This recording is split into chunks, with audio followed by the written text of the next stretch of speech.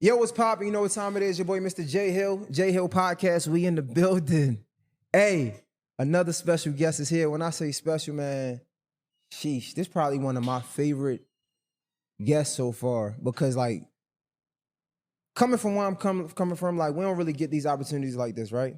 And the fact that I could sit down, we did an interview in the middle of the pandemic on Instagram Live, and the fact that I could sit down with this guy face to face, man to man, and have a conversation that just show the level of growth of the platform of myself from my city. You feel me? Like, you know, we from Baltimore, you know how we rock, man. And I was a big fan and still am a big fan of this guy outside of the music. I mean, talking about growth, man. This guy came from dropping out favorite hits, Bugatti. Like, I mean, like, shit, like, it's so many songs that I don't even want to try to do it and forget. You feel me? I ain't even want to slaughter it. Mr. Ace Hood is in the building. What up, dog? What Yo, up, make some noise, my nigga Ace Hood. You feel me? Like, we here. You feel me? Yes, sir. Yes, Yo, sir. like, what's up, bro? What's up, my brother? Yo, I don't even know where to Yes, start sir. because, like, this is one of them things that I ain't even have to, like, study for. Like, you know, they say, like, some of your best conversations be just people you fans of. Yeah. And, like, you definitely, like, was one of the people that, like, that had the hip-hop game on lock, on smash. And I'm not gonna lie, just thinking about that, I know where I come from and I know the platform I hold now, but I didn't always have this platform, right? Mm-hmm. So like the little boy in me, the kid in me, when I go back and listen to your catalog, because you got so much music out now, still what people don't know, they should know. I kind of like feel bad in the sense of you deserve way more. Do you understand what I'm saying? Do you feel like that sometimes? I understand what you're saying. I think it depends on what lens you look through it at. You know what I'm saying? That's true. In terms of what does more entail? You see what I'm saying? Like, what does more look like? You dig what I'm saying? So, could I always be more progressive? Could I do things differently? Yeah. But I don't know, man. I think it's important that we give ourselves credit along the journey for what we have done. You see what I'm saying? And for what we have created. But I think, you know what I'm saying? I think the story is, the story, we still telling the story. You know what I'm saying? So I don't go to sleep feeling lack of, if that makes sense. You know what I'm saying? I don't feel any lack. I feel I'm always accountable with things. I'm always like, if something isn't, it's because maybe I am not. You see what I'm saying? So if I want more of anything, I know to become it. Does that make sense? 100%. So that's how I look at it, man. I know that that the story there's still more to the story left to be told, right? There's still more work to be done, right? There's still things that I can do better, that I can be greater at. You see what I'm saying? And we in the process of doing those things too. And I mean, that answer is definitely understood because of who you are. Like, always somebody that's looking within and trying to be better. Mm-hmm. Like, I mean, it's all over who just the person that you are when it comes to working out, when it comes to family, how family oriented you is, when it comes to the music, the quality of music you make. But I guess from a fan, this is my way of like giving you your flowers. Cause I feel like you were so ahead of your time that we wasn't even prepared for it. And when I think of that, and I think of the legends that we have, like we have other artists that came out around your time who still are like, they get the roses and the respect they deserve. And when I look at somebody like you that almost, I mean, paved the way for so many of the artists that we listen to now, I'm sorry, bro. I look at it like, nah, bro, like he deserved to be on that pedestal just like the other ones. Yeah, but also too, keep in mind, like, you know, I didn't follow typical protocol, so my journey is different. Meaning that I didn't follow after per se what my peers were doing. You know what I'm saying? Like for a while I was, right? But for me, I chose a different trajectory in my life. I think to take matters into my own hand, I think the portion of going independent. So I think things for me look different. You know what I'm saying? That's what I would say. Yeah, I would just say they look different, dog. But I do appreciate that, and I do hear what you're saying in terms of the flowers. 1,000%. And I know my fans are like, bro, you deserve more. You deserve for sure. But also, man, I know like it ain't like those things have passed me by. You understand what I'm saying? So it's like, yeah, that's how I feel. There's nothing that I missed. It's what I feel like. You see what I'm saying? In terms of an accolade thing, you know what I mean? Amongst my peers or certain things, it's like, all right, true, certain awards and stuff like that, you know what I'm saying, that I might have wanted to be a part of, but didn't be a part of. You know, I take it on the chin, man, as I go. You know what I'm saying? But I just think my journey looks different, so I just think the story is different. So when we talk about the industry, not independently, right, but I guess the majors, right? When we talk about the corporations and things like that, and you look at who you are as a person, who you were as an artist, do you feel like, or sometimes do you feel like, man, that's not even my space to belong in? Like, I don't belong in this space. I don't belong here. What do you mean? Like, I know, for example, sometimes like working in this space, I look at myself and be like, bro, like, I'm not these other media outlets. I'm not these other like journalists. You get what I'm saying? Like, I stand for something more. And sometimes when we're stuck in the environment that we're in, meaning the music industry, sometimes we got to conform to their rules, or sometimes we feel like we got to conform to their rules when that's not necessarily true. Right.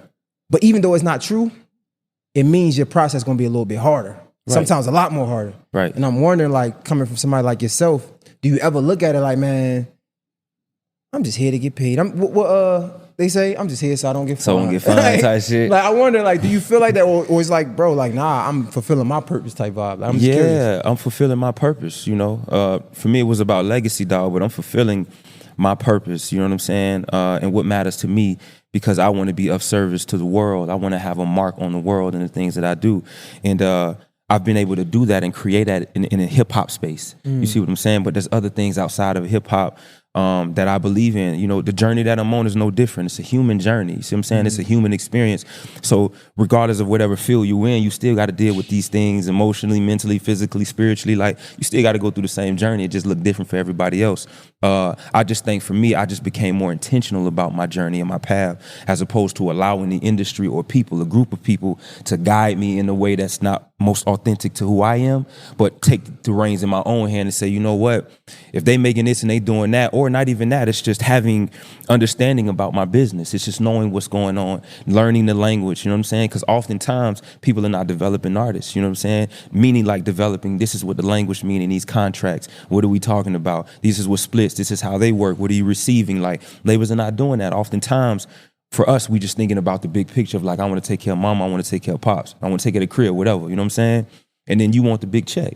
So oftentimes you don't know, you know what I'm saying? So for me, that's really what it was, man. It was like, all right, shit, we're gonna take this power back, dog, and we're gonna navigate differently. But I also understood the back end of it, of like, you know, this is gonna be much harder than that journey, right? You know what I'm saying? Like you know, like, in order to have what you want, you're gonna have to become something different, which means that I couldn't be who I was and become this. You dig what I'm saying? So I knew that at that particular point, once I became independent, it was like really being independent of like, oh, no, we gotta reinvent ourselves entirely, because y'all know what I was, you know what I came from, but let me show you who I really am and what I am now. You see what I'm saying? Yo, we talk about the contracts and things like that, right? And I've been having this conversation a lot lately. And it's so easy, sometimes I feel like it's so easy for us to look at the right now and ignore like what got us here. And what I mean by that is like, so we all know that you had a contract situation and that was tough for you. However, we can't ignore the platform that put you on and the head start that it gave you. Yes. Right? So like, I always hear artists say, like, we talk about this contract stuff, and I think I seen somebody, I don't know if it was Young Thug, but it was like, yo, your first contract is always your worst. But your first contract might not be for the money. It might just be for the exposure. And I was wondering, do you think that sometimes our knowledge of the game, our knowledge of whatever it is that we're doing can be the very thing that hold us back? Because sometimes like ignorance is bliss, right? So like some opportunities that you took then, you probably wouldn't take now, but some of those opportunities is the same opportunities that propels you far in your career. Right. And it's like now somebody come to you like, yo, I got this opportunity for you to get some exposure. You're like, man, I don't need no exposure. Right. I need a bag. Right. But back then, you would jump for that exposure, and that exposure got you into some doors that you probably never thought you would have seen. Absolutely. Well, that's the difference, right? So that is very true. What you're saying is that when you having that system, there were so many benefits for me, right? For one, you had a team, an entire team of people that's coming in working for you. Everybody has a specific job, so there's less load for you as an artist, as a businessman. All you get to focus on is the creativity part of it. which I appreciate. And I do think that, like, yeah, there have been moments in my life where, like, having the information maybe have kept me out of those certain spaces, 1000%. But this is one of the things that I had to learn on the independent journey in terms of living in the decisions that you make and owning your decisions. So for me, it was a part of that type of hard learning and that hard truth of, like, oh, damn, as much as I felt like I needed to create something new in some way, in this, like, you know, separate myself in some way from the industry to kind of do something differently, because I was, you know, the whole major label idea, I wanted to create a self-identity for myself, but still understanding now that, like, what I recognize now is that you need to integrate all those things, and all those things need to come into balance, which means that, like, there's so many things in the industry that I benefit off of that even now that I have a better relationship with now that, like, after going without it, if that makes sense. You see what I'm saying? So, like, going back now into those same spaces, now I'm different. Now I have a different set of knowledge of knowing, like, why this is why I'm in this spaces. This is why this thing is important to do. Give me an example. Does that make sense?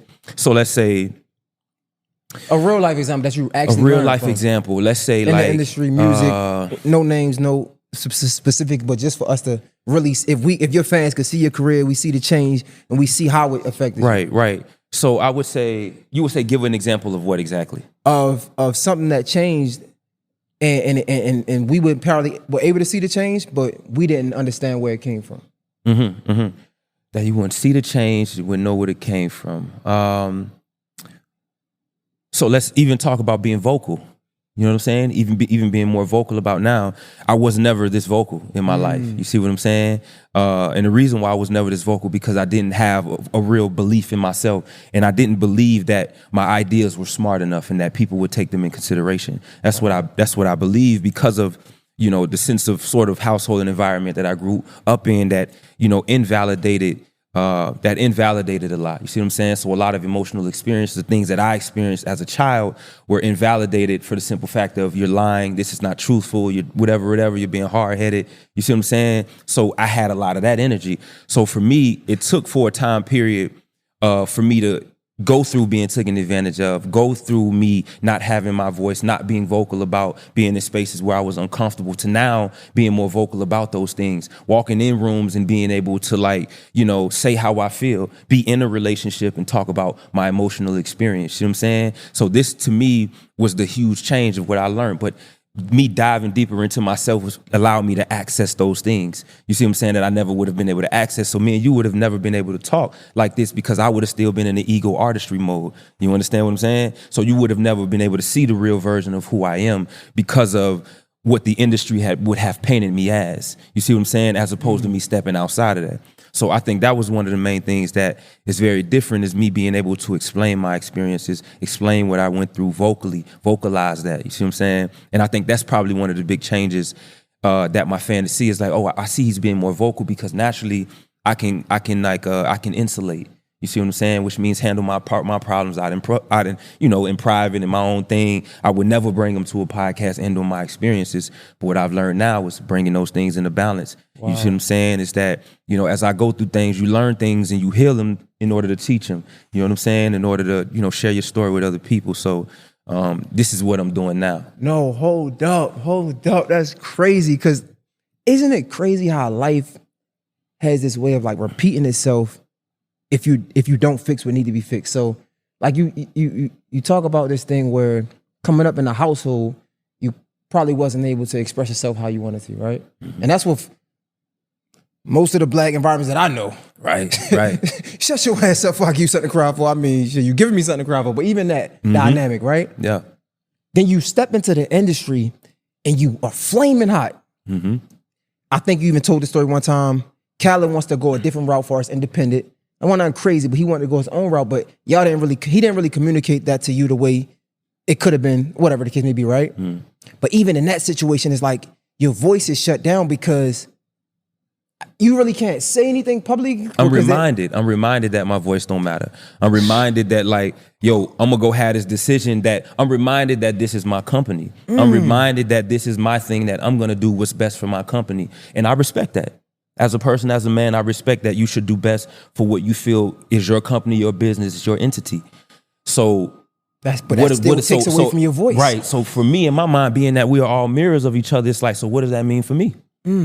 What do I own? What do I have at the end of the day? You see what I'm saying? Will I be priority for real? You see what I'm saying? So for me, there was just some internal things that I was dealing with that I felt like I needed to come out of. I needed to stretch myself further.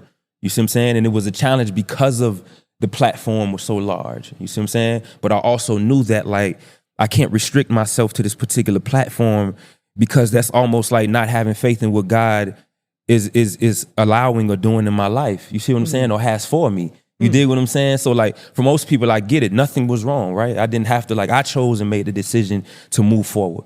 People go at Cal and they upset at dog, whatever. It's no bad blood, it's no bad energy because even contractually there were some things that dog could have done. But we had a really, really great relationship. And I think most of all is that what I've learned too is, I appreciate what we had. I appreciate that relationship. I appreciate that moment. And again, always being a student. So for me, I never looked at that and had resentment towards it, but I always can look at that as like a guide of what to do, how to move. You see what I'm saying? How I want to carry myself, the type of individual and how I want to handle my business and go about it. And I always knew that how I handled that made me feel good about moving forward, about what I was going to create in the future. See, I'm just talking about not even just that situation. Forget the names. I'm talking about you as a person, right? We're talking about being a human. And like so many times as fans, as consumers, we look at you guys like superheroes because, I mean, bro, music changed our lives, right? So the music that you make create this image of a Superman, a Batman, right? So sometimes we aren't able to acknowledge you as a human as you are, right? But I only say that because look how similar we are, far from different. You came up in a similar household, right? Voice was shut down. We get into the industry, one of our biggest artists, voice shut down, right? Intentionally or not, unintentionally or not. And then I'm thinking about, it was the time where, and you can correct me if I'm wrong, because I'm still just going back on my mind. Your ex, y'all had 2 children and one passed? Yes. At what time was that compared to when all of the contract stuff was going on? How far along was that? Was that far? That was 2011. So which is interesting with my kids is that my daughter was like the hustle hard baby and my son was the Bugatti baby. So my daughter was 2011, my son was 2013. That's when I released the Hustle Hard single. So that happened. So that was in May. So that was, where was I? So I was actually coming into self-identity because to me, Hustle Hard was a self-identifying record for me. It was a moment to me where I started to kind of really start to grab the wheels on my career and make my own decisions. Like that's where that ping for me started. Because for me at that point, my first album had did okay. My second album had did okay at that time. My first album did well. My second album did okay. I feel like it kind of came out too fast. But then that was a tough period. It was a struggle at that time. Back at the condo, this was the time I'm reaching out. Khaled was on the road, doing his thing. People are out doing their thing. Studio was being used and stuff. So this was a moment of who are you gonna be from this moment? This will tell a lot. And so that's a lot of that was going on. So it was really life and death, honestly, dog. A part of me at that, small parts of me were dying and new parts of me were being created, Wasn't it a time where you had a... Yeah, a twin. Yeah, one of the 2011. 2011, when that's happening, the twin passes. I can only imagine the turmoil that brings in a household, right? Because bro, man, that's crazy because you have 2 individuals who's working through something and just being real, where we come from, our backgrounds, we don't know how to deal with that. We don't know how to agree with that, but the only way we know how to is point the finger at one another. Right. I'm wondering, how was that time, especially dealing with all you had to deal with in the industry? It was difficult. Probably one of the most difficult times in my life that I've ever experienced and had to move through as a man. It taught me a lot about myself, right?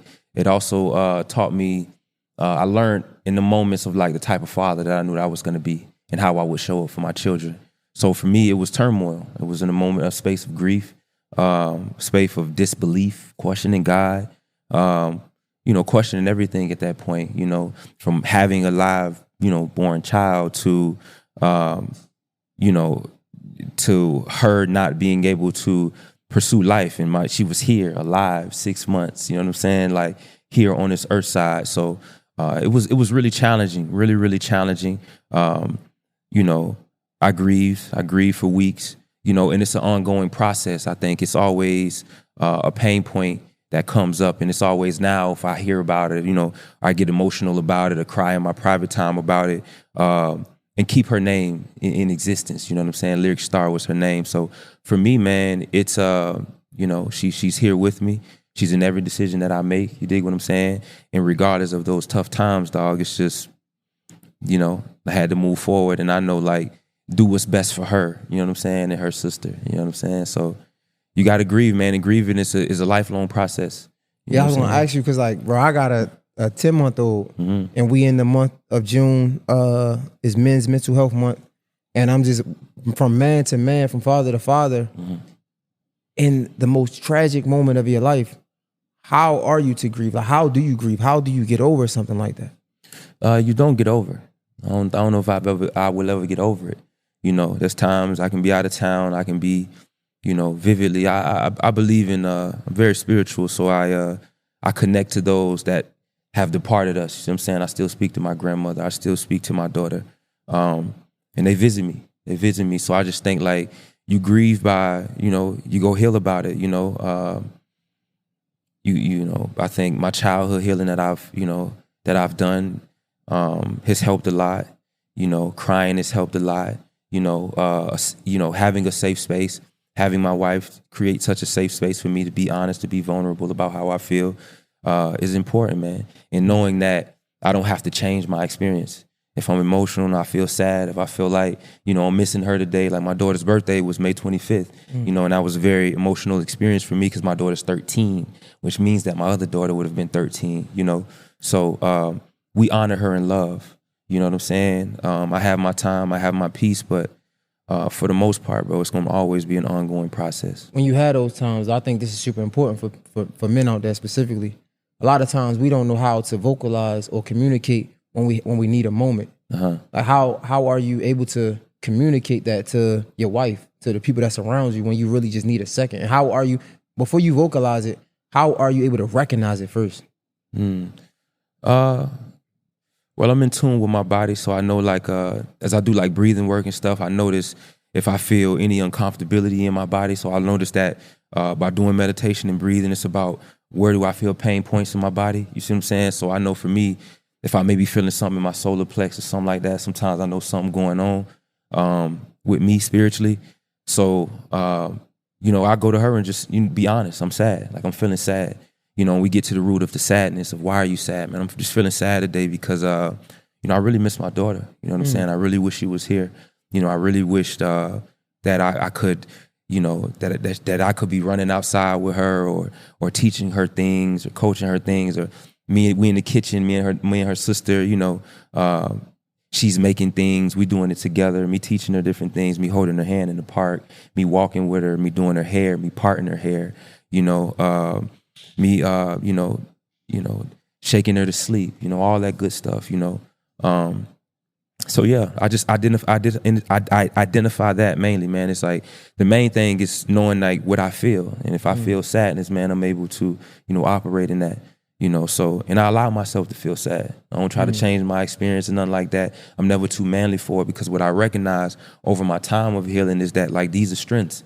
This is how you want to express yourself, but I've never been taught to express myself in that way. You see me? So, like, you know, these are the things that I learned, and this is what, like, why I had to get in tune with myself. How do we articulate that to the audience, for the men that's watching, to really understand and hear that? Because, like, you know, we've been talking about Men's Mental Health Month all month, and how it's hard to be a man, especially because we're providers, and a lot of times we might, even though we can vocalize how we feel and communicate, we don't feel like we can. Right. So a lot of times we putting things on our back and we just storing it in that backpack, and that's just more burdens that we carrying, right? While we still trying to provide for the family. And we ain't able to, like, really say how we feel, how our counterparts can sometimes. Or that's what we think. Right. So when I hear a man that's like, man, that's got in tune with his emotions, got in tune with his feelings and how he feel and able to articulate that and really pause when he need to pause, that's like a different level of life you unlock. Yeah. And I'm trying to get there. I want my homies to get there because it's hard, man. It get hard. It's hard. It's the most excruciating work you ever do, bro. Excruciating work. Like, you know, and what I love about this too, why I say like timing is everything, because this conversation was even necessary, and like the timing of it is perfect. That's crazy. It's perfect. Like I'm being honest, bro. Like in this season of truth and honesty, bro, and where we are, like it's a necessity, especially everything happening in the world, dog. We need support and community and ways to figure things out. You see what I'm saying? And tools to be able to do so. So I 1000%, bro. Yeah, I think it's funny because we always talk about growth, right? And it not being a destination, but it being an ongoing thing. And like the fact, I just want to point that out. Hold up, I got notes. I don't even think I touched on none of them. Like it's crazy how this really unfolded. Yeah. But whatever, man. Because I've been trying to do this face-to-face interviews for transparency for a while or whatever. But we get it done now. Men's Mental Health Month and the conversation that we're having. It's just, God is crazy, bro. It's just crazy. I just want to put that note. I think when we talk, going back to what I was going to say, when we're talking about growth, a lot of us think it's this destination, right? Right. We break up. Let me go to therapy. You know what I'm saying? Let me get right. And you think you're good. But then you find out that you always good in the absence of your problems. Right. Right. It's always good there. Right. You can never really see how far you've grown until you put in the middle of adversity. And it's like, that right there is a mother. So like, even going back to like, we won't go back and forth because like, of course, we ain't trying to dwell on the past, but a lot of these things people can learn from because that's what they know, right? When the label situation happened, your daughter's situation happened, right? This is all levels of disappointment. Yes. And a lot of times when we're disappointed as black men, we want to explode. Yes. Right? You thinking about Ace Hood then. Right. You think about Ace Hood now. How are you able to measure the growth? And how can you teach that to somebody if it's possible? Or is that something that you got to just grow through? No, it's possible. It's possible. Man, the growth has been substantial, my dog. You know what I'm saying? I think the reality is, dog, is like, you know, we all got to heal on our own time. You know what I'm saying? It has to, I think that's the difference in it. You know what I'm saying? We all really come to terms with ourselves at a certain point in our lives where we decide like, bro, whatever I'm doing, bro, ain't working. And like, you know what I'm saying? I want some new experiences. I want some new, you know what I mean? I want some new experiences, new people around me, new energy, new things to come into my life, new career, whatever it is that you're building. You know what I'm saying? You're going to want that new thing. You know what I'm saying? So, say your question again. No, it's basically going back, looking at all the disappointments that happen, right? Publicly, non-publicly, only you know. And you look at how you handle those things then compared to how you handle the disappointment now. Yeah. And I'm wondering, like, what are some of the things that you specifically see in your life, even though we might not be able to see it when it comes to the growth inside you? Yeah. So, man, you know, yeah, dog. And go back to it. To me, so to me, you have to like, again, the moment you decide to say you want to heal, it's like that's the choice and the decision, right? So I think for me, it's like, I'm gonna just tell you what I did, man. You know, I started. At what moment? Literally the moment I went independent. So I'm trying to tell you, like it's like it was my steps are ordered, brother. Like they like no cap, like they ordered. Meaning like the moment I gained my independence was the moment that I decided, and God sent me a message of like, I don't know what this gonna look like. I don't know what this gonna feel like. I don't know where I'm going. I'm in the dark right now. I ain't got the same homies around me. I ain't got the same people around me. Life has changed. Everything has changed. So for me, I'm forced into this environment where I'm forced to become something new. You see what I'm saying? Where now I'm forced to empower myself, where I'm forced to sit in darkness, where I'm forced to like, now my life, you know, then my life started changing. So as opposed to like, I started having much more of a relationship with me. You see what I'm saying? Started analyzing everything in my life. Why do you love traveling? Why do you love doing the things that you do? Why do you love being who you are? And I started learning like little addictions. You know what I'm saying? I started learning my addiction to people. You see what I'm saying? To the to performing and getting the gratification of people. Like I was addicted to the feeling of tell me that I'm great. Tell me that a thing that I'm doing is wonderful. So I started noticing how I was powerless in so many ways because so many other people could move me when they wanted to move me. You see what I'm saying? Like you could get me to believe this thing in this contract because I would never go and get the information for myself. You see what I'm saying? So to me, that's the flip-flop that changed. It was the self-investment and everything else led me on a journey of like, okay, now we got to go back and get the information. So now we got to go back to school. I went back to school and went to Berkeley's and did a 6-week class. Many people don't know that about the music business, so I can understand it. You see what I'm saying? From then, I started kind of separating myself from environments that no longer serve me. You see what I'm saying? Which means now I'm spending a lot more time with myself. Now I'm more frustrated. Now I'm more angry because like I want to be doing these other things. I want to be doing all, you see what I'm saying? But like that my relationship with these things are changing because I'm changing. Now I'm becoming something different. Now I'm becoming something greater. And that's the most difficult part because most of us will revert back into to our most comfortable selves. It's easy to revert back to that self when everything look misty and you in that dark room and you don't know where to point to and you trying to decide where the light coming from. So the reality is of what I did is sat in the darkness to become the light. You understand? That's my system of saying I'm empowering myself so much to the point to where when I step outside, it's almost going to be like a godly effect because I'm practicing in the way that God would do it. You see what I'm saying? Like, so he would be proud, operating from that trust and belief in myself.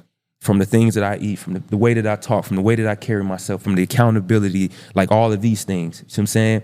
Doing as nature does. Like, so those were the components to me. And obviously being able to do all of these things in a safe space, you know, having my wife there and stuff like that. But, you know, when you breaking yourself down, that shit is uncomfortable. It's like peeling back scabs. Like they hurt. Them shits hurt, cuz. You feel what I'm saying? Like my nigga, they don't feel good. So it's like, damn, I got to really look at that. Damn, am I really this person? Damn, do I really act like that? Damn, I really been like this, dog? Damn, I ain't the person I thought I was, but I thought I was this super supportive and And then you start to learn like, I was only performing that. Oh my God. Oh, damn, like I thought I had the information, but I thought, okay, I thought they really supported my vision. I thought, oh damn, I thought, you see what I'm saying? You starting to have that conversation with yourself of like, okay, like I gotta change some things. And now, you know, and life happens, man. So no, bro, you dropped a bomb that I ain't even gonna lie. I don't think that people caught on to doing as nature does. Man, that's probably one of the hardest things to do because it's just kind of like it's a prayer. What the serenity prayer? God grant me the serenity to accept the things I cannot change, the courage to change the things I can, but the wisdom to know the difference. Yes, sir. Accept the things I cannot change. Yes, sir. Do as nature does. Oh my God, just let it be. Right. That's probably one of the hardest things to do, bro. Right. Because it's hard to tell a person like, don't like, if I told you not chasing your dreams will actually bring you closer. Yo, we go about, hold up, bro. Wait. I'm skipping around because I wanted to ask a question. I'm gonna go straight into it, forget it.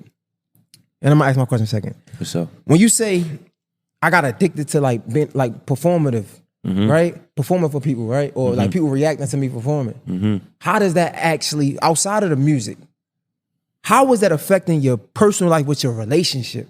Because that's the first thing I'm thinking, like, because it was affecting it greatly. Because that was a part of my identity.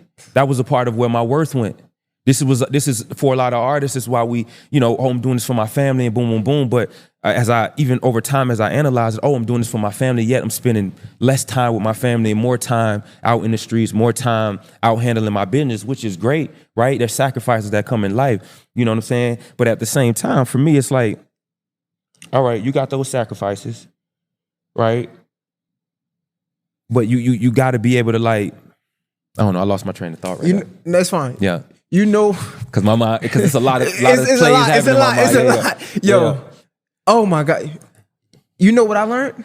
And you can correct me at any time.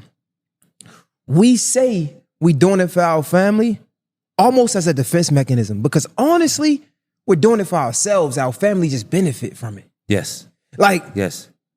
Our family will be absolutely fine if we didn't do it as much. Right. If we didn't work so hard. Right. You could be a regular, honest 9-to-5 working guy, make pretty decent money, right, and your family will be good. You don't need millions. Right.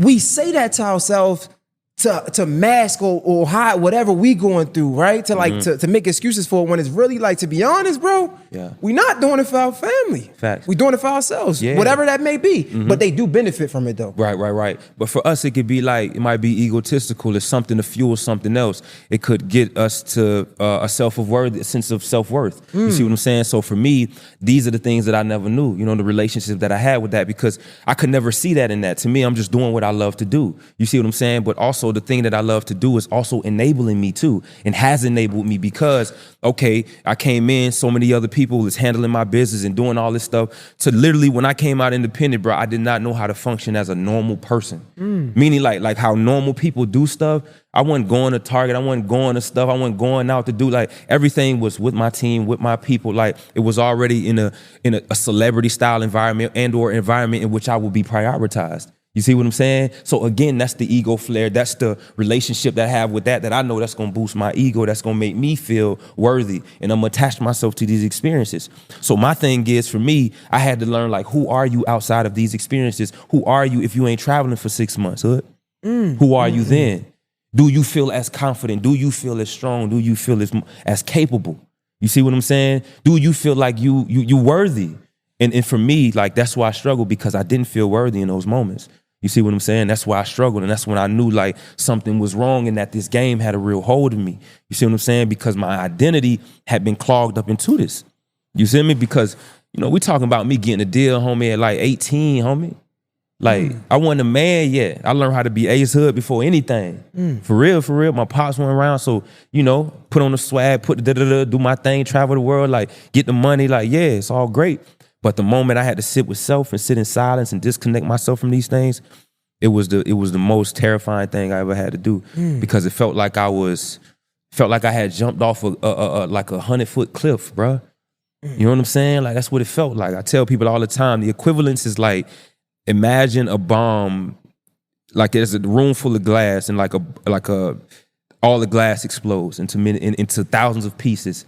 Now you forced to take every little piece and put it back together. So that means all the little ones, you got to place them back together. That's the hardest shit ever to do. So it's a process. Give us a timeline. So when you go independent, music 2017 is when I got my independence. How did that change the music? And give us some songs that you dropped during the transition of you growing into this man, per se. Oh yeah, man. I gave them records like To Whom It May Concern, like the interludes that I put on the project. Gave them records like We Ball, gave them records like Undefeated. I gave them records like Came With the Posse, gave them records. I feel like the whole capsule of just Trust the Process was just the whole. But these are songs that and again, correct me, because these are songs that you're cool. Because I listened to a few of those songs. Because like I was a fan. Yeah. But I feel like those were slept on songs more so. So the average listener would say, you fell off. But I'm just getting started. Right. How do you, I guess you growing into your confidence, right? Like, so you're a different man now. But I'm just wondering, how do you deal with that now? Well, I'm in the arena. I can't argue with the niggas in the cheap seats. I'm in the arena, my nigga. I'm in here. I'm doing it. I'm really writing the bars. I'm really writing the hits. I'm really doing it. I'm really pulling up to the shows and putting the show list together. I'm really in it. I'm really doing it. I'm really there as a father. I'm really I'm really in it. If you really in it, to a man to another man who's really in it, or a person to another person, they understand it.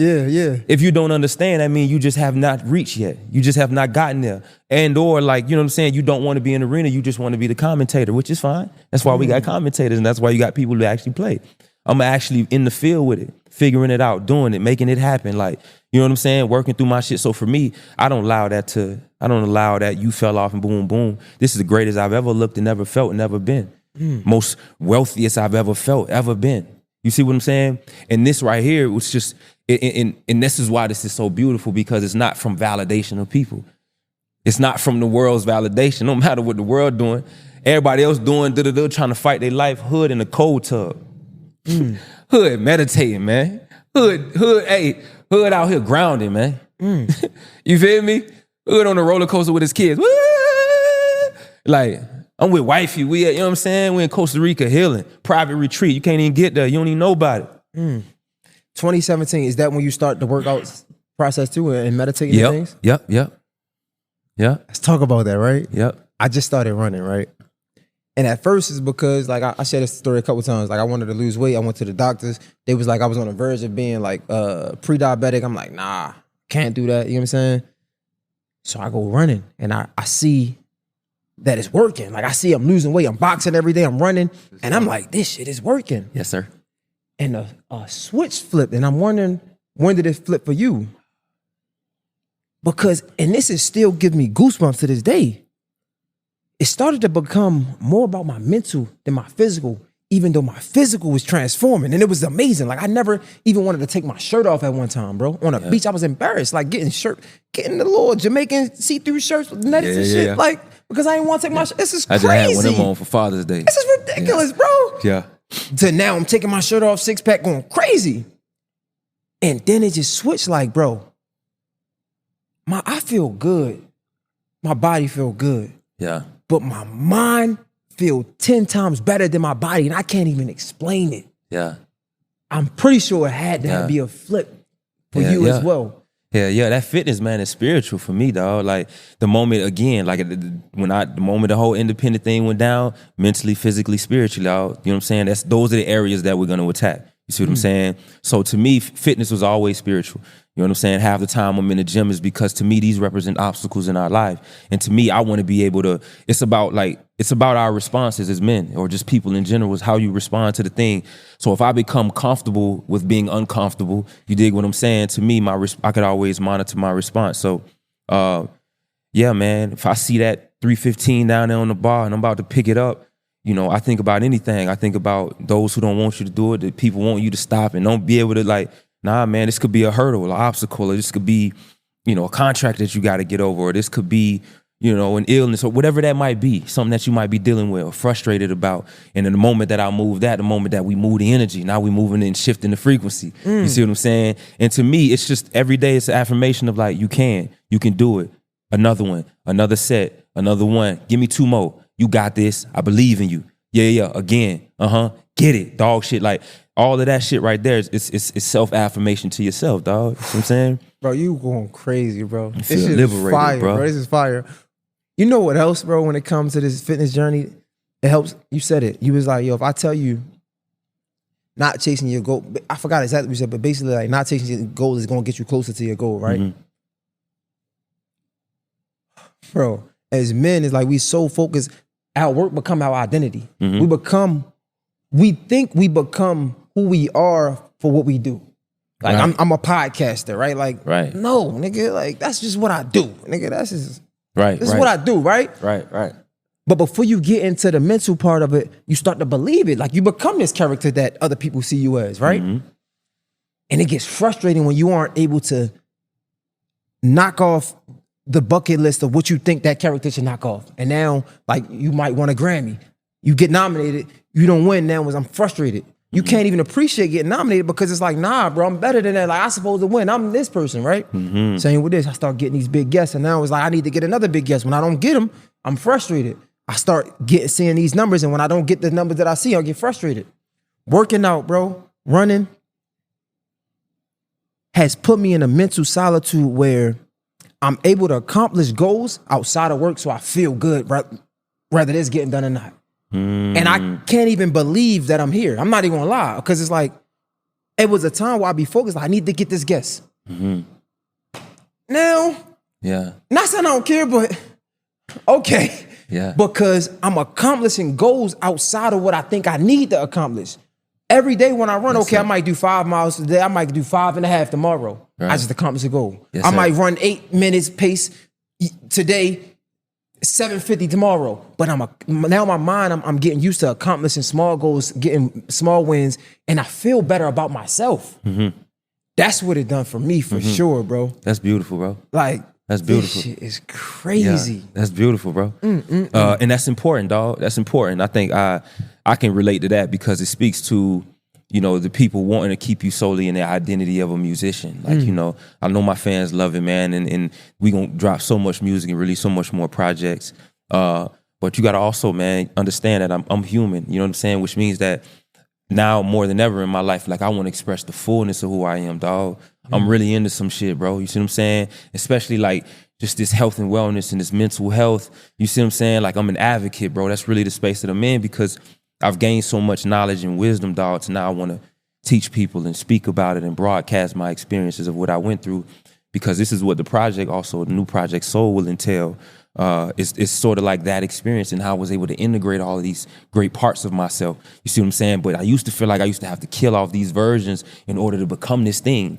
You see what I'm saying? But the reality, it was like, nah, man, like you are all of these things. You feel me? So it's like, give the fans that shit that they love and they want to hear, and that passion and that anger and that da-da-da-da and the frustration, but also the joy and the light and be able to access that. So I understand what you're saying, man, but like, so tapping into those other little wins outside of that, like the fitness or something like that, like being a father or and it like make you better. being a dope, it make you better, bro. And for me, like again, because that's the human experience, dog. To me, you get great with them like that's what matters, dog, to me. Like having great encounters with people nowadays. Like if I have a great interaction with somebody, like my day, like that's a win for me. Facts. You feel me? Like that's where I'm at now man. in my life. Like if I had an exchange with dog and we shared information and we made each other better, like this is what I'm on most of the time nowadays. You see what I'm saying? It's having these sorts of conversations because when you leave full. You leave better than how you came. So it's like, that's that zone that I be in, and I have to jump out that zone to get back into that dog shit, which we about to get back into with the music shit. But like,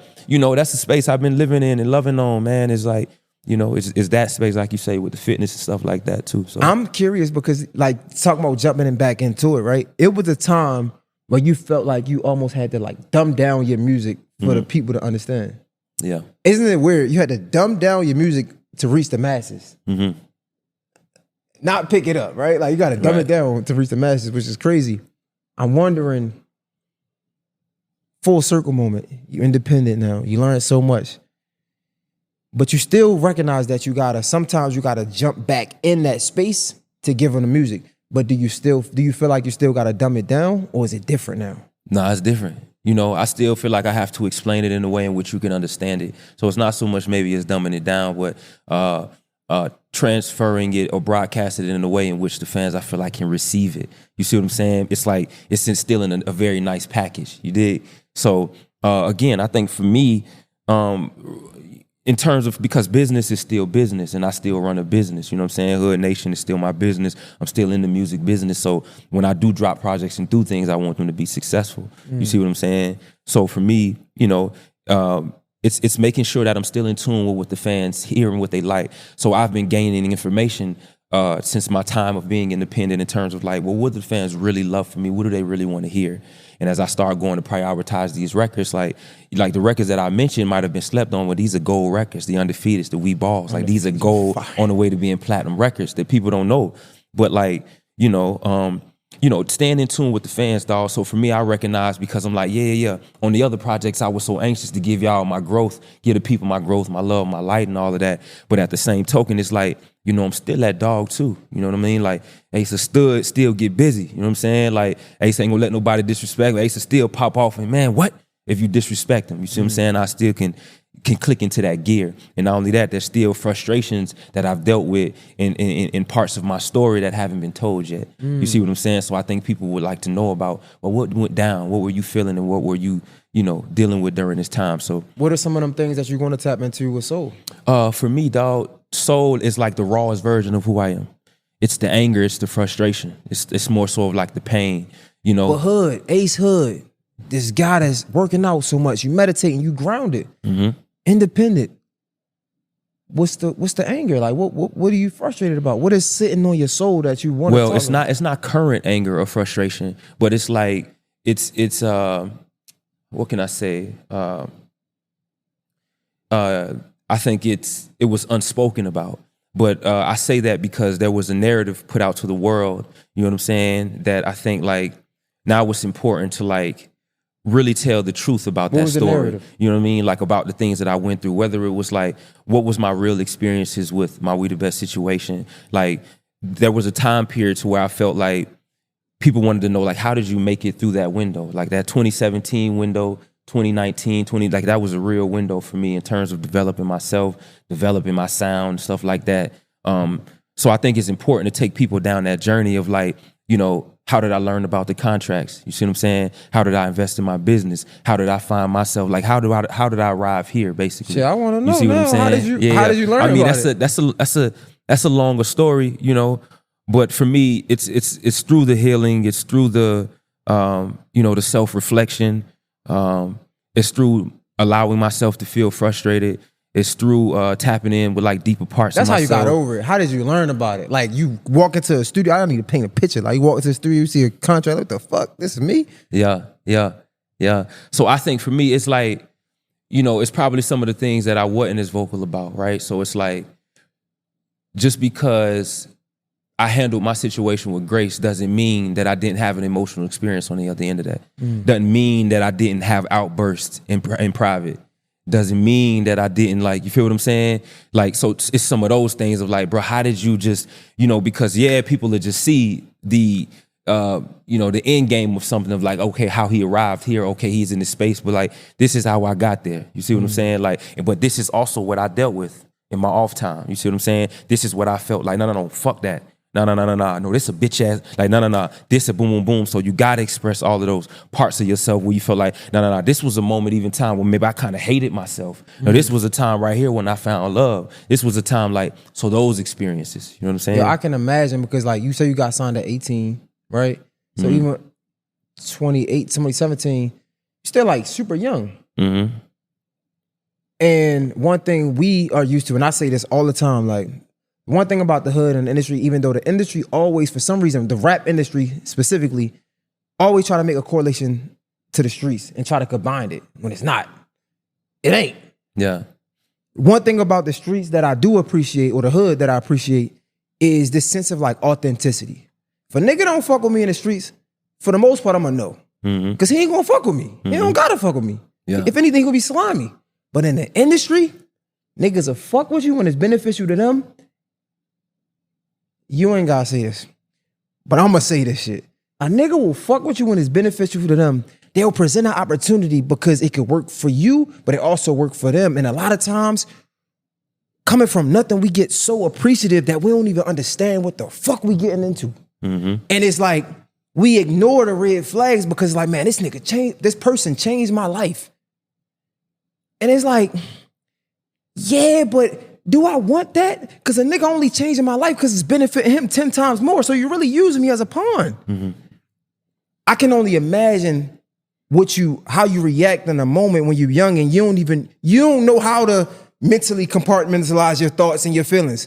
Because when we outside, ain't no such thing as mentally compartmentalize our feelings. And thank God for growth, because that's why a lot of our peers end up in jail and dead, because they don't know how to control their emotions. But I'm saying to the young age said, I am wondering now, like, before the growth, before you stepped into that lane, what were some things that like you really had to like overcome? Ego. I was ego too. You know, I was in my ego. You know, womanizer to a certain degree. Well, you couldn't. I was particular. You know, not too many people weren't even allowed in my presence or around me like that. You see what I'm saying? Like, you couldn't really get close to me without coming through 15, 20 different people. You know what I'm saying? There's really no real access or anything like that.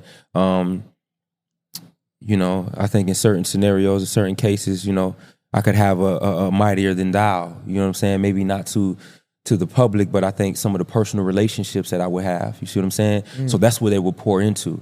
They would pour off into those personal relationships that I would want to develop. So I would start to see it there. I would start to see, you know, in a lot of ways I was disrespectful. You know what I'm saying? I didn't mind my tone. I felt like, you know, if I was wrong or something like that, I could always change the scene. You know what I'm saying? I could always put you out or do something else. I was very different. Not as compassionate. You know what I'm saying? None of that. You know, I was pretty much a dog, man. I was pretty much a dog. I felt like, you know, I cared about my people and my people only for the most part. So and this is for you, partially how that situation happened ended with the best. Do you feel like you brought that on yourself? Partially? What do you mean? Like how it ended?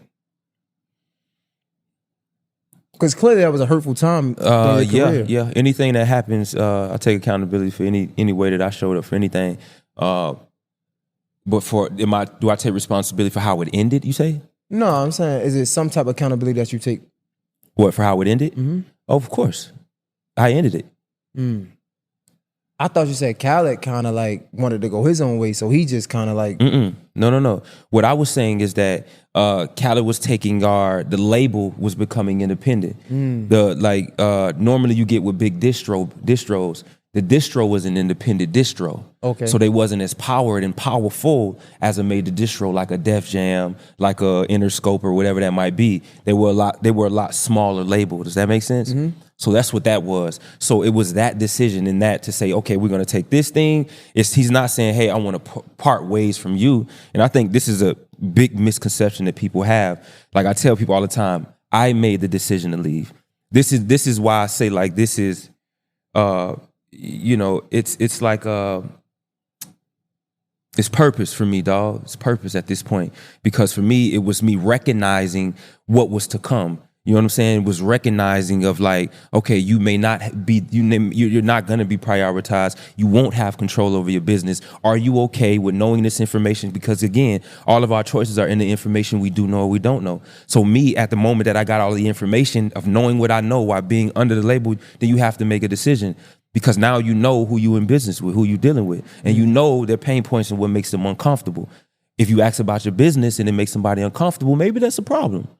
If you run your business, you have your business, and you ask somebody, you see what I'm saying? Like that can be difficult. So that's what happened for me. And it was like, for me, I wanted to tell a more authentic story about who I was as a person. So for me, that's why I decided to leave, because for me, I'm like, yo, I ain't gonna be able to tell this story with this sort of energy or with this sort of guidance and leadership. Though I appreciate it and I love it and I'm super grateful for it, something is just telling me to kind of get out while I can.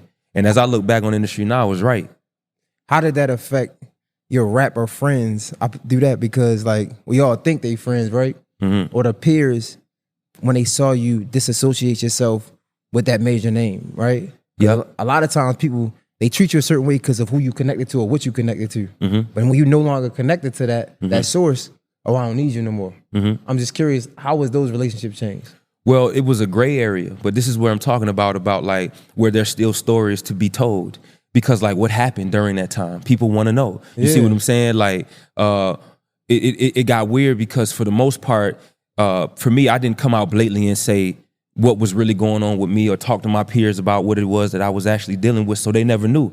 It was all love at the end of the day, but it was like, there was a couple people who maybe have chose sides about certain things, but for the most part, I distanced myself from a lot of that energy and like their stories and of why I distanced myself and felt the need to recreate, you know what I'm saying? Recreate for certain reasons. But again, that's a part of the story, man, of like, what happened during that time. That's what I'm trying to ask. I'm trying to figure out what happened. Yeah. But is it it's a lot. I mean, it's a lot happened, man. I mean, at that particular time, there was calls being made of like, my records being played. There was issues for people having of playing my records, supporting me, anybody else that supported me. I think the goal was to ruin Ace Hood. I think the goal was to ruin my legacy. Was, as I walk back in Florida and I see certain things, there's no real murals or anything like that in Meter City. So I feel like the powers that be at that particular time tried to minimize my image and my brand and myself and what I brought to the game.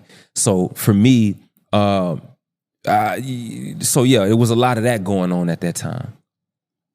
No way. It's a lot of that going on. These is the insular, but these are the stories that people don't know about.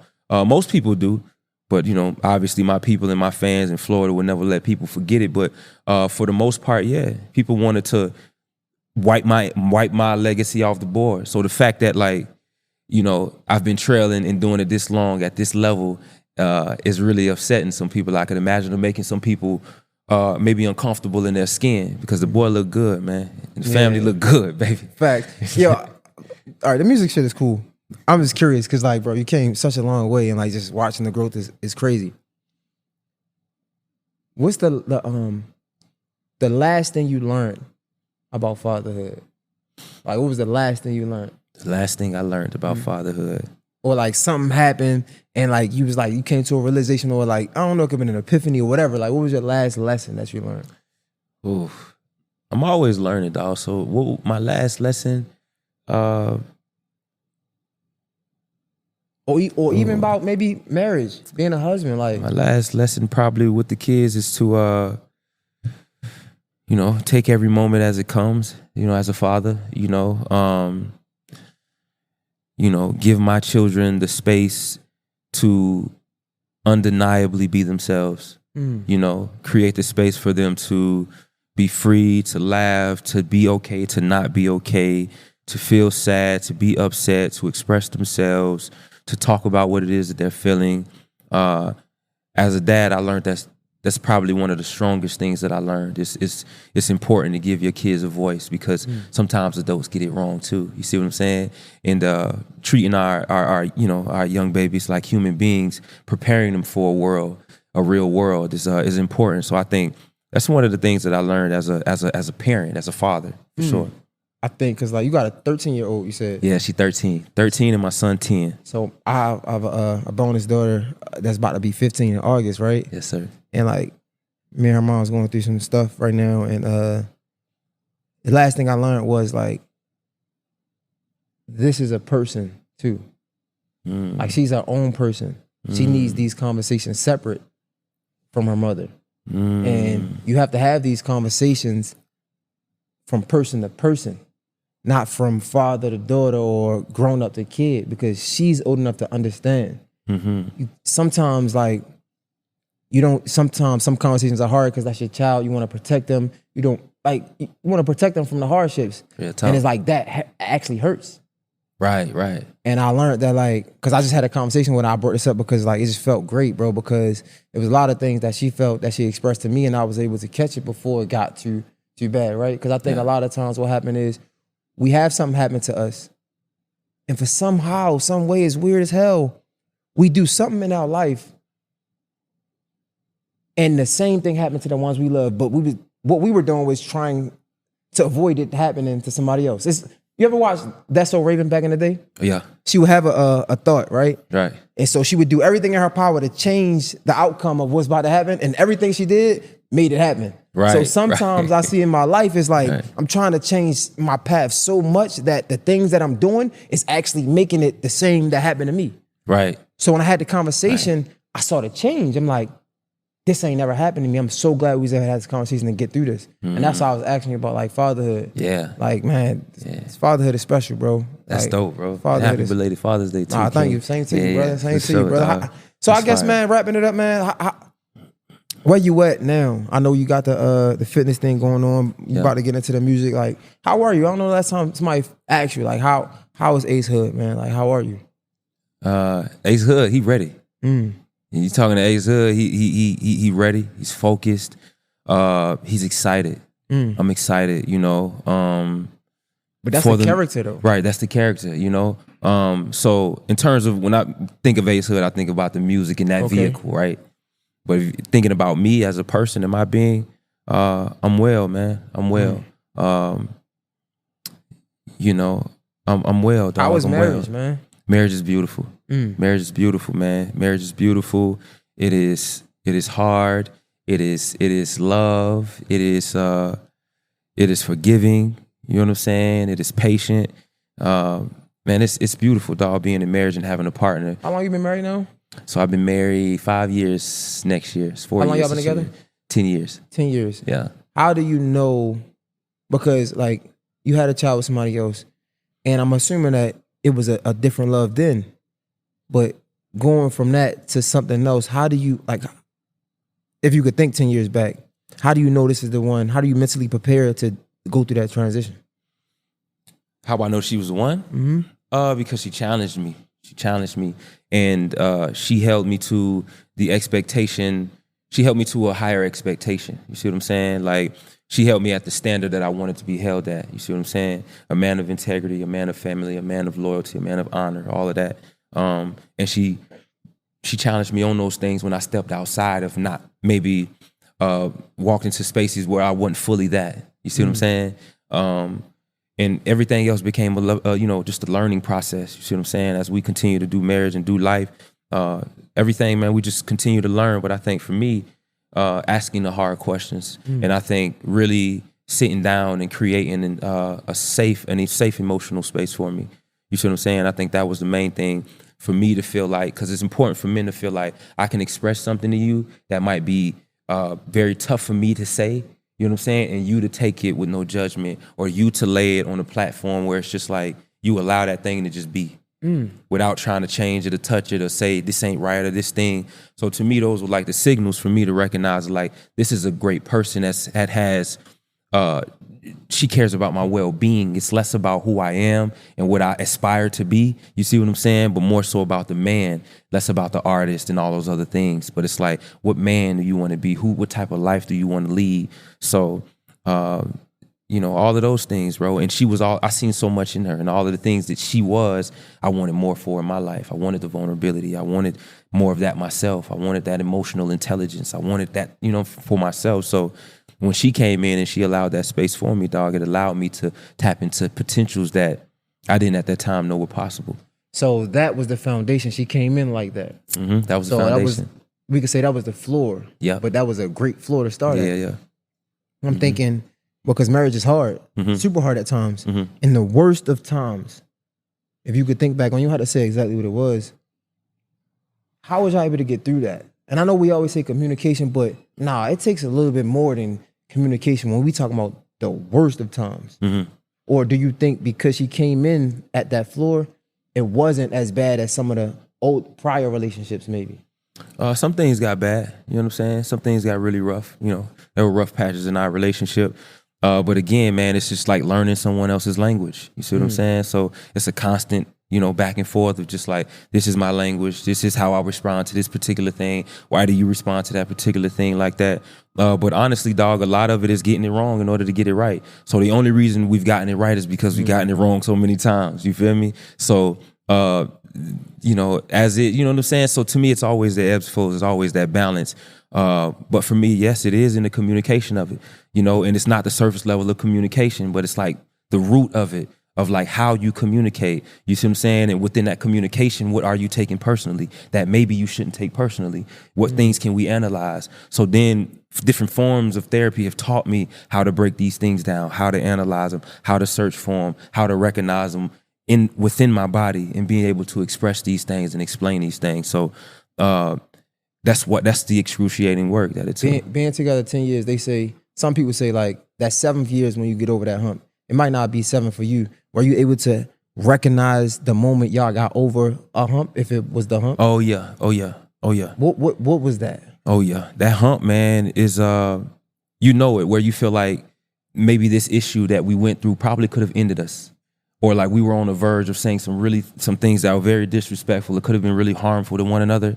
But you kind of, in that moment, you allow love to win. Like those are the most powerful moments for us. And those are like the hurdles, because it's like, that's when you realize for a man too, of like, oh, I can do this. Like I can win in this and I can be successful in it. You see what I'm saying? So I think it was those little things that I started to recognize, and I was like, oh, okay. All right, I get this. I'm starting to get the flow of like, boom. So if I know that you operate like this, so it's really just learning the things that tick you, what don't, how you move this and that. So like, I know what to say, what not to say. You know what I'm saying? What to engage, what not to engage. So that's what it takes, man, in order to keep that shit just. But those moments, dog, those little moments where we felt like, man, whew, like, man, we probably ain't speak for like 3 days, 4 days or something like that, right? But we were able to come to center and say, you know what, I apologize. And those are some of the most powerful moments, because to me, we didn't allow the ego or like the disrespect or anything to get the best of us. And those you have to take as real wins for yourself. You know what I mean? And then you deepen the level of communication of like, now we can talk about what went wrong. Well, what were you feeling? That's crazy, because most of the time what I've learned is that most time when people are going through something, you're having an equal or opposite reaction, or equal opposite experience. That's what I've noticed with my wife. Like, and this is what helped me get better with it, because I'm like, I might be thinking about something logically and feel like, oh, I need to da-da-da-da, but she's thinking about it emotionally. So it's two different, you know what I'm saying? So that's just what I learned in our journey, dog. And she'd be like, oh, I just felt like I wasn't heard or listened to.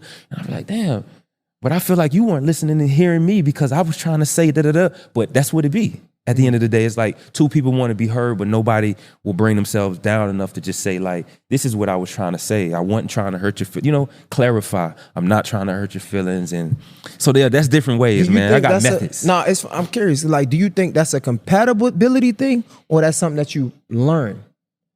Because sometimes you want to get there, but because like we can't hear each other. Like, is it a compatibility thing or is that something that both of you got to be on a like want to learn about each other? Which one is it? Both of you have to want to learn. I think in a relationship, it only stays successful if both of you stay curious. That's what I believe, which means like curious in your own self-development separately, and as you come together. So to me, we got, our relationship, but we got a third entity of like our relationship that we have to protect. Like, yeah, we have to. So we made a decision. It's all about your agreement, right? It's a contract if you think about it. So it's like we agree that I will do my own spiritual work and my own self-development constantly in our relationship in order for it to work. And she agrees on the same point. So as she's healing, I'm healing. So when we come to, it's not like one person, one more healed and more advanced than the other. You see what I'm saying? It's not like that. It's like, but you have to learn that, you know what I'm saying? It's a communication skill thing too, so it's less about sometimes compatibility, but it's just about clearly just about understanding. It's just a relationship thing of like, if you want the best for this person, then you will know what to say and what not to say, what to do and what not to do. And if you keep that curiosity of like, like, I wonder if this will make them mad. I wonder if this, I hope this doesn't, or just the curiosity of like, I wonder would they like this? I wonder would they care about this? I wonder how this makes them feel. I wonder if they da-da-da-da. That consideration there helps to prolong your relationship and keep your shit even past because you're constantly changing. Yo, last question. So we're in a world full of like, we can do what we want now and it's okay. Yes, sir. With that being said, you a man super successful, work out a lot, in shape. You can have your way if you want, especially coming from where we come from. That was the standard. Getting hoes and all that. Right. It's clearly, like relationships, marriage is clearly, I don't want to say hard, but it can get tough. Why is that important to you to continue to be with one person when you could just do your thing, be with all type of chicks and be that man, what we found out, or who the hood, what our environment taught us was the man. Why is that important? And I probably, man, maybe because, it's grateful too I had it young because I maybe got all it out my system, maybe, you know what I'm saying? I was wilding. We had one in every city type time, so that's the type of toxicity that I was on at that time. So now I've always made a vow to myself that if I got married, that I would be dedicated and honor that one person.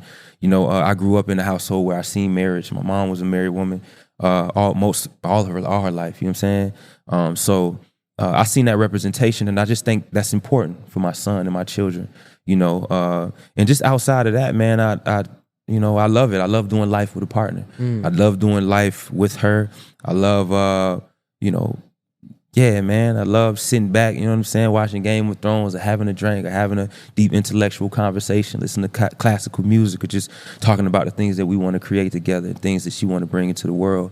It's a really beautiful thing when you tap into the feminine side of things and not the idea of so much of what it's like to be masculine all the time. And that's really the beauty, dog, of what gained this balance for me, dog. You see what I'm saying? Right, there you go. You see what I'm saying? So that's how I operate, and what makes it different is that I honor the feminine aspect that's in me, but also which is that emotional side, the vulnerability side, the humility side, that humble side. But also that masculine side, which is a dog, and he'll provide, and he gonna show up, and he 100, and like, you know what I'm saying? He gonna show love, and like, so it's that balance, dog. And to me, that's pure magic. It's light, it's darkness, dog. It's like one couldn't exist without the other. So as nature does, dog. That's how I feel about it, bro. I love porn. Yo, I appreciate it, dog. This was great, man. Great talking to you, man. You too, my bro. You my too, dog. Man. Hey, this is good shit. Wow. Yo, I appreciate it for Yes, real, sir. bro. I told you I had a thing. I had notes and shit. This was just natural, bro. Yeah. This is good, man. J Hill Podcast. Before we get out of here, make sure you shout out to Procreative. Shout out to my guy, Kyron, on the boards right now. The Deacon. You already know. J Hill Podcast is a wrap. We out.